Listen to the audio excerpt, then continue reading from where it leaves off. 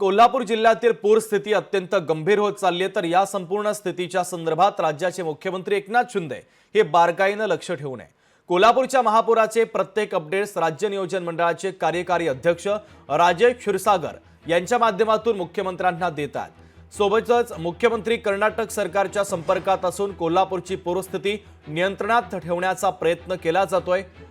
राजेश क्षीरसागर यांनी पंचगंगा नदीवरील छत्रपती शिवाजी महाराज पुलावर जात पूरस्थितीची पाहणी केली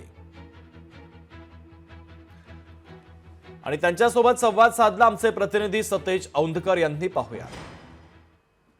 कोल्हापूरची पूरपरिस्थिती बिकट होते आणि याचीच पाहणी करण्यासाठी राज्य नियोजन मंडळाचे कार्यकारी अध्यक्ष राजेश क्षीरसागर हे पंचगंगा पुलावरती आलेले आहेत। या ठिकाणी पाहणी करताना दिसून येतात। या ठिकाणी मोठा पूर आहे तो पंचगंगेला आला आणि पंचगंगेची पाणी पातळी आहे ती झपाट्याने वाढते।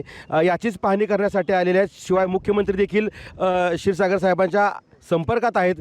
काय सांगा साहेब, पूरस्थितीची पाहणी करताय, काय सध्याची परिस्थिती आहे?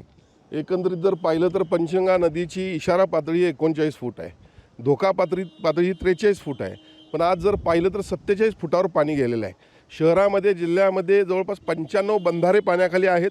शहरामध्ये अनेक घरांत नागरी वस्त्यांमध्ये पाणी शिरलेलं आहे आणि त्यामुळं एकंदरीत जर पाहिलं तर गेल्या 3 दिवसामध्ये सन्माननीय मुख्यमंत्री एकनाथजी शिंदे साहेब यांनी बेळगावचे किंवा कर्नाटकचे मुख्यमंत्री, बेळगावचे जिल्हाधिकारी, विजापूरचे जिल्हाधिकारी यांच्या संपर्कात राहत पाण्याचा विसर्ग वाढवण्याचा प्रयत्न केला आणि त्यामुळे या ठिकाणी आपण म्हणावं तशी फूग या ठिकाणी पाण्याला नाही आहे। हे खरं श्रेय सन्माननीय मुख्यमंत्री महोदयांचं आहे। जर त्यांनी याकडे लक्ष दिलं नसतं तर निश्चितपणे या ठिकाणी मोठ्या प्रमाणात पाणी पाठीमागं बॅकवॉटर आलं असतं। कोल्हापूर शहरामध्ये, जिल्ह्यामध्ये अनेक ठिकाणी निवारा केंद्र आपण उभारलेले आहेत। नागरिकांना सुरक्षित ठिकाणी नेऊन त्या ठिकाणी त्यांची खाण्याची, राहण्याची व्यवस्था त्या ठिकाणी केलेली आहे, राहण्याची व्यवस्था केलेली आहे आणि खऱ्या अर्थानं या ठिकाणी प्रशासनानं संपूर्ण खबरदारी घेतलेली आहे। कोल्हापूरचा हा महापूर आहे तो लवकरच कमी होईल किंवा निवळेल असं आपल्याला म्हणता येईल।